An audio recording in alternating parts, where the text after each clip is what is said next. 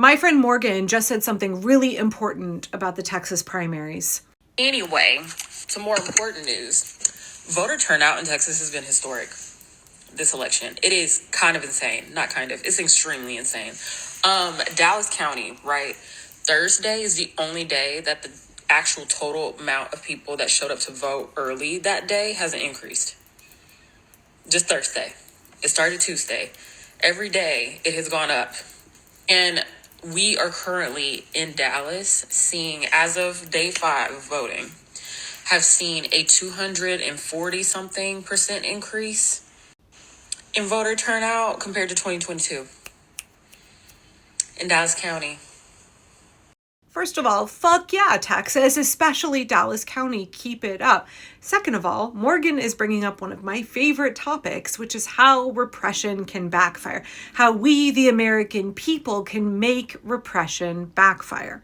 Real quick here, I want to read you a quote from Democracy Docket. This is a piece that came out in 2025 in response to a court case where Republicans were working on voter suppression in Mississippi.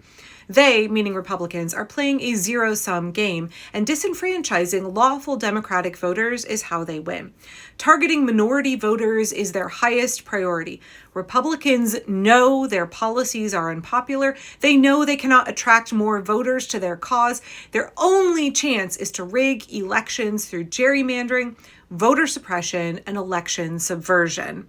The fight ahead is difficult, but protecting free and fair elections is easy. If Republicans win even once, they entrench minority rule. If we win, we preserve free and fair elections for another election cycle. This is hardly a fair fight, but it is a fight we cannot walk away from. Mark Elias brings up such a good point here. Republicans are deeply unpopular. Their policies are deeply unpopular. They can't persuade more people to take up their hateful, horrible ideology. They've already maxed out on the number of bigots that they can get to vote for them. And so the only way they can maintain their grasp on power is to disenfranchise voters who want to vote for pro-democracy candidates. The only way that Republicans can continue to hold on to power is by denying us, the American people, our access to the ballot box. Denying us our constitutional rights. Republicans are deeply undemocratic and deeply un-American, y'all. And because we have a Supreme Court controlled by a fringe, activist, uber-conservative majority of 6 who is hell-bent on dismantling the Voting Rights Act, and because the executive and Congress are both currently controlled by white Christian nationalists who want to push a Christo-fascist agenda, of course, they have got to try as hard as they possibly can to suppress the vote of Black Americans and women. Those are the 2 main groups that their voter suppression tactics have been targeting gerrymandering in Texas, the Save America Act that they're trying to push through.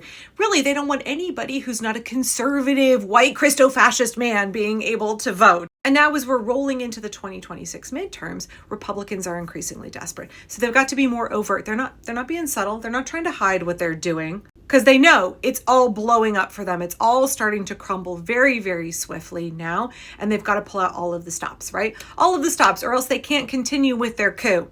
They can't continue with destroying American democracy unless they try every last desperate thing that they can. They have no option to be subtle anymore because it's now up against the wire. They're about to get their asses handed to them in the midterms.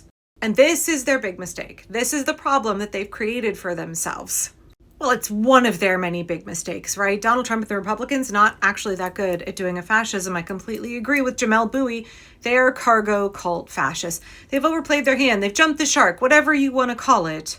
But honestly, it's really not that they're so bad at doing a fascism. It's more that we're really good at making repression backfire. Texans are really good at making repression backfire. Because the thing is, a lot of Americans have been very complacent about our right to vote. I understand, voting would be different in the United States, I think, if Election Day was a national holiday like it is in so many other countries. Who benefits by it not being a national holiday? Republicans, right? Any attempt to suppress the vote, make it harder for you to exercise your right to vote, that benefits Republicans. Likewise, one of the things that has so frustrated me about the Save America Act is that they pretend that it's a voter ID law. It's not, it's a voter registration law. But most Americans are deceived because most Americans actually don't have a problem with voter ID laws. Okay, cool. Well, you know how we fix this fake problem that Republicans have put forward, that you should have to show your ID in order to vote? Okay, well, in order to not make it a poll tax, when you register to vote, everybody gets a voter ID. There we go. Problem solved. Instead of pushing through the Save America Act with all of these weird restrictions of like prosecuting poll workers and dumping people off the voter rolls every 30 days, how about the Save America or an Election Integrity Act would make Election Day a national holiday and every American would get a voter ID. Like that's a very, very simple solution, but Republicans aren't interested in helping you access the right to vote because then they would lose every single fucking election. They would lose. They want to suppress the vote. When we're looking at Texas in particular, I think it's a really good example of how voter suppression can backfire. When you tell people who've maybe been complacent, I'm not saying Texans have been complacent, but around the entire country we had very low voter turnout in the last election compared to previous elections. And in general, like in the United States, we tend to have pretty low voter turnout. A bunch of that is because of voter suppression, but a fair amount of it is because of voter apathy. And because, I think we are not instilled with the belief that it is such an important civic duty. It is our duty as American citizens to vote.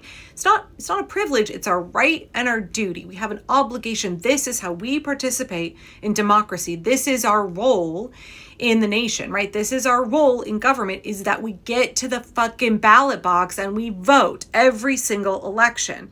But Republicans have now threatened the right to vote in really extraordinary ways. SCOTUS is threatening the right to vote by basically systematically dismantling the Voting Rights Act. And Republicans are just like full on, right? Like balls to the wall, voter intimidation, suppression, disenfranchising voters, gerrymandering. They're not trying to hide it. And it has reached this kind of critical mass of like, it's gotten the attention of the American people. So folks who maybe were a little bit apathetic before, folks who maybe were like, oh, I can vote or cannot vote, does it really matter? No. Americans, as Knitting Cult Lady says, Americans are jerks. It's not even that Americans don't like to be told what to do. What they don't like is people saying, you can't do that. It's like all of America kind of has oppositional defiant disorder a little bit. Well, maybe not MAGA men, because I think they actually do like to be bossed around, right? That's why they like a strong man like Donald Trump. But they're the minority. They're a very small minority. So regular Americans, I think, when they're told you can't vote or your right to vote is somehow threatened, it redoubles their effort, right? Exponentially more motivated to get to the polls. What we're seeing in Texas with this massive voter turnout is the way that Republicans threatening the vote, telling Texans, hey, we're going to gerrymander you out of a district. We're going to deny you your representatives in Congress. We as Republicans can control everything. We can keep you from voting. And what you're seeing is that repression backfiring as people become exponentially more motivated to get to the polls. Please understand, for every terrible, awful thing the regime tries to do, it can create a backlash. And it's up to us, the people, to make sure that their awful actions backfire on them, that they do not achieve their goals. They try to do awful shit to us, they try and deny us our rights, then it has to come back and bite them in the butt. It has to have a negative impact on the regime, and it also has to build motivation for the resistance. Motivation in your regular, ordinary American who's never done anything to organize before, maybe has been kind of lackadaisical about getting to the polls. Nope, Donald Trump, Texas Republicans, Greg Abbott, they just made super voters out of all of those folks. They turned those folks into people who turn out for every small municipal election, every primary, every general election. They're getting to the fucking polls. Don't you tell me that my right to vote is being threatened. Fascists require our complicity, but they also require our surrender. They require us to hand over our rights, and Americans, as Texans are showing us, are not going to surrender our right to vote. Will voting on its own, will electoralism all on its own stop this? No, but it is a key component. We all have to vote. It is our duty as American citizens. And then we better fucking be prepared to defend the results of the free and fair election and make sure there is a transfer of power.